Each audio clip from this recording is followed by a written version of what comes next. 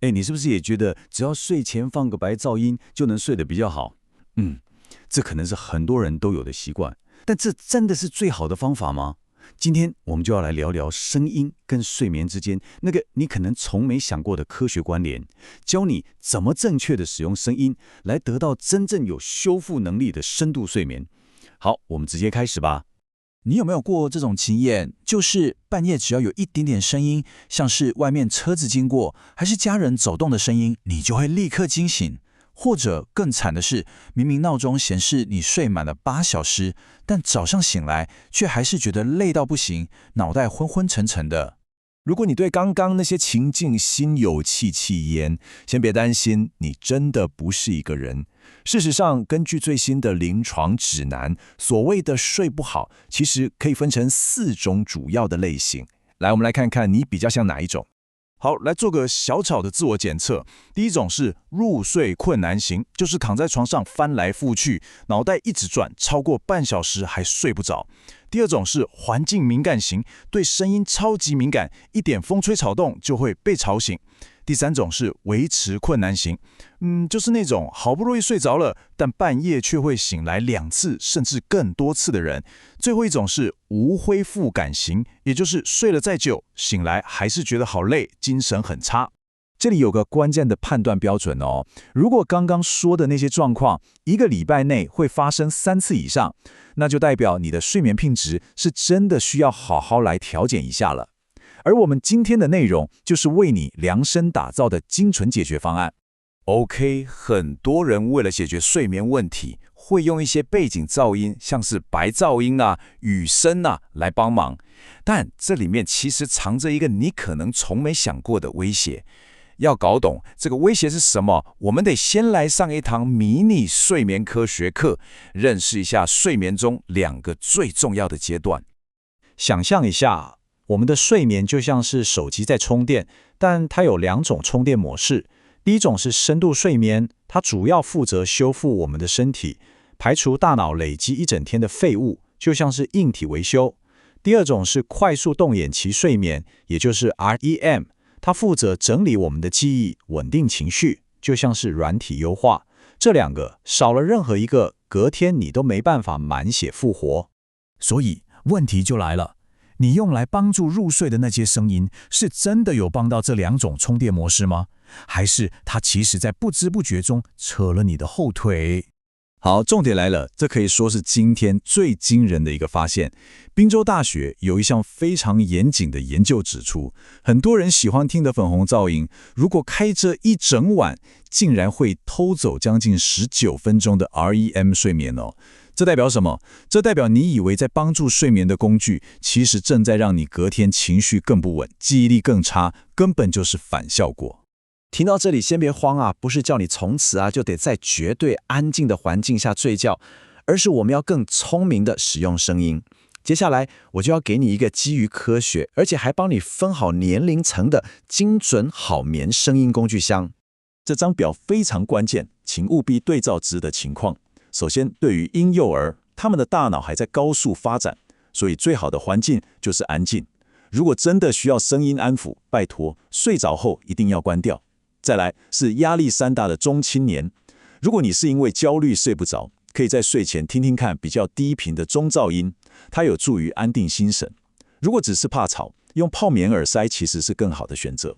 最后，对于睡眠比较浅、容易被惊醒的中高龄族群，白噪音就很适合，因为它可以有效地把那些突发的噪音盖掉。好的，现在我们知道该用什么声音了，但还有一个魔鬼细节，那就是音量。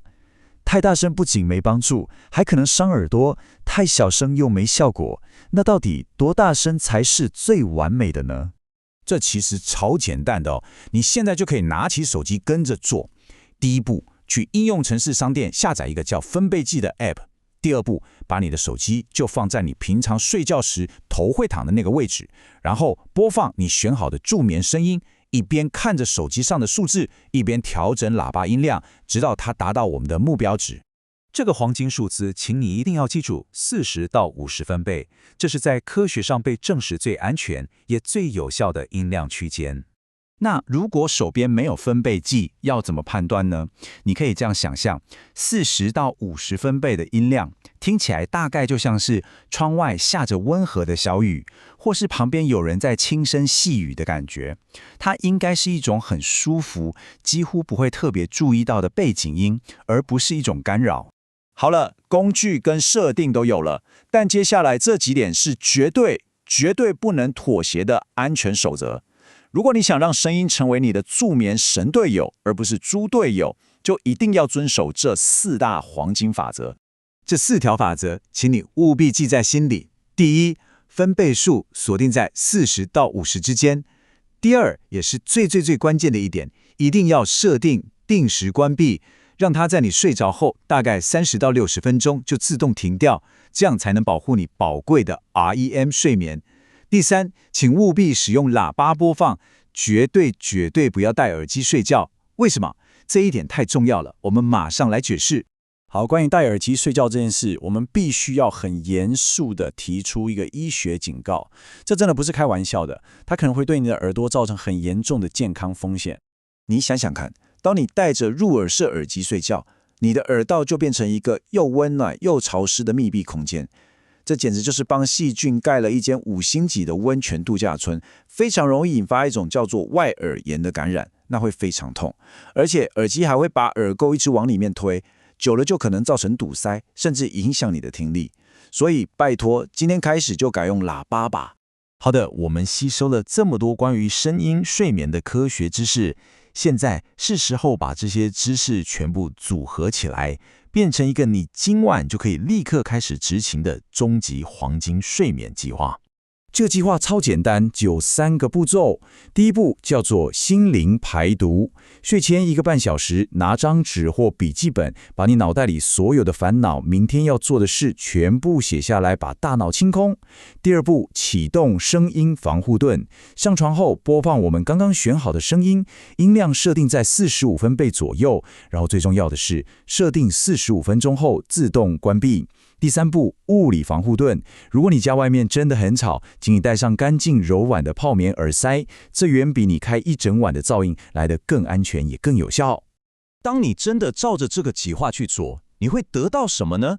这可不只是我睡着了这么简单，你得到的将会是完全不同层次的回报。你会体验到真正的修复。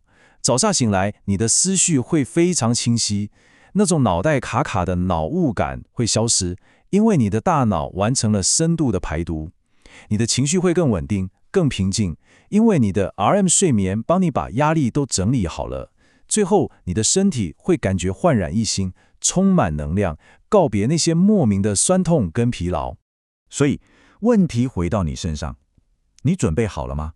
从今晚开始，做出一个选择，是要继续停留在只是睡觉的阶段，还是要开始体验真正的身心修复？